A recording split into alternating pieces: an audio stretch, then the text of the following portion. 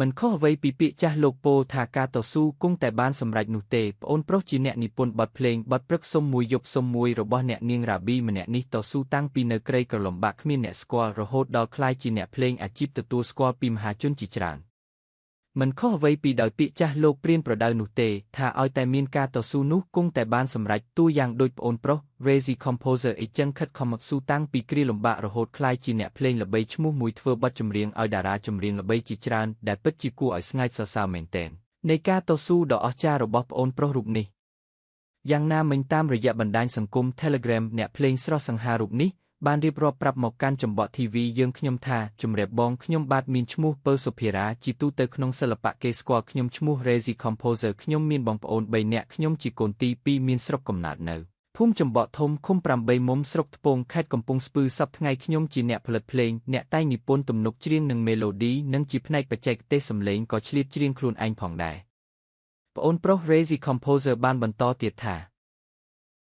មុនក្លាយនឹងខ្លួនជាអ្នកផលិតចម្រៀងឲ្យសិល្បករដូចសប្តាហ៍ថ្ងៃនេះខ្ញុំគឺជាក្មេងម្នាក់កើតចេញពីគ្រួសារជីវភាពល្អប្រសើរដែរតែដោយសារបញ្ហាគ្រួសាររកស៊ីខាតបង់អ្វីគ្រប់យ៉ាងបានប្រែប្រួល360ដឺក្រេពេលនោះទឹកលិចដល់ច្រមុះហើយក្នុងគ្រួសារមានតែដៃទេសុទ្ធសាធដីផ្ទះត្រូវគេរឹបអូសព្រោះបំណុលរកស៊ុយខាតធ្ងន់ខ្ញុំក៏បានឈប់រៀនត្រឹមថ្នាក់ទី5ជាក្មេងម្នាក់ដែលញៀននឹងការសិក្សាខ្លាំងប៉ុន្តែដោយសារជីវភាពលំបាកតក្រពេកក៏បានសម្រេចឈប់រៀនចំណាក់ស្រុកទៅធ្វើជាកម្មករកាប់ដំឡូងនៅខេត្តបាត់ដំបងតាំងអាយុ11ឆ្នាំអំឡុងពេលនោះគឺទៅស្រុកគេធ្វើការមានអង្គ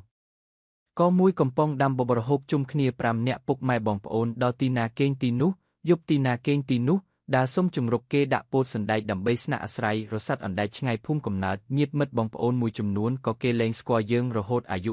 17ខ្ញុំបានសម្រេចចិត្តចាក់ចេញពីក្រុមគ្រួសារមកធ្វើការសំណង់ផ្សារដែកនៅភ្នំពេញម្នាក់ឯង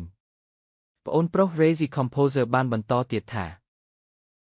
រហូតការងារចុងក្រោយគឺធ្វើជាអ្នកបកប្រែភាសាចិននៅរោងចក្រមួយកន្លែងនៅភ្នំពេញប៉ុន្តែដោយចិត្តស្រឡាញ់ផ្នែកផលិតបទភ្លេងខ្លាំងពីកំណើតអំឡុងពេលនោះខ្ញុំធ្វើការងារបណ្ដាលខ្ញុំលួចរៀនធ្វើបទភ្លេងដោយខ្លួនឯងបណ្ដាលរហូតចេះគ្រាន់បើខ្ញុំក៏សម្រេចចិត្តសុំលាលែងតំណែងជាអ្នកបកប្រែក្នុងឆ្នាំ2020មកចាប់ផ្ដើមផ្លូវជីវិតថ្មីតាមក្ដីស្រឡាញ់ដែលខ្លួនប៉ុនប៉ងតាំងពីតូចជាក់ស្ដែងចំណេះជំនាញមួយនេះខ្ញុំគ្មានលទ្ធភាពដើម្បីជួគ្រូបង្រៀននោះទេគឺខ្ញុំរៀនតាម YouTube ដោយខ្លួនឯងព្រោះវាជាដងដែលខ្ញុំមានស្រាប់ផងលើផ្លូវនេះខ្ញុំដើរម្នាក់ឯងគ្មានគ្នានោះទេ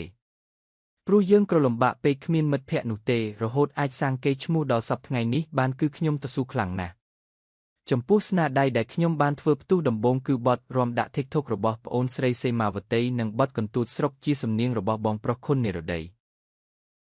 រហូតមានបទទទួលបានការគាំទ្រជាច្រើនបន្តបន្ទាប់ដូចជាបទព្រឹកសុំមួយយប់សុំមួយរបស់អ្នកនាងរ៉ាប៊ីបទព្រឹកសុំមួយយប់សុំមួយរបស់លោកណានវីសាបទ I don't care កញ្ញាជ្រូកព្រៃចាក់ចាក់កញ្ញាប៉ាច់គីមមួយបទដាក់ចូលអត់បងបទអំបិលហើយថ្លៃបទរាំតាមយាយប៊ីបទបានទេអូនសុំប៉ុណ្ណឹងនឹងមានបទជាច្រើនទៀតមិនក្រោម100បទទេជាចុងក្រោយក៏សូមអរគុណទៅដល់បងប្អូនខ្មែរនិងសិល្បៈទាំងអស់ដែលបានគាំទ្រស្នាដៃរបស់ខ្ញុំកន្លងមកនិងសូមជូនពរឲ្យពុកម៉ែបងប្អូនទាំងអស់គ្នារកស៊ីទទួលទានមានបានសុវត្ថិភាពទៅណាមកណាទីជិត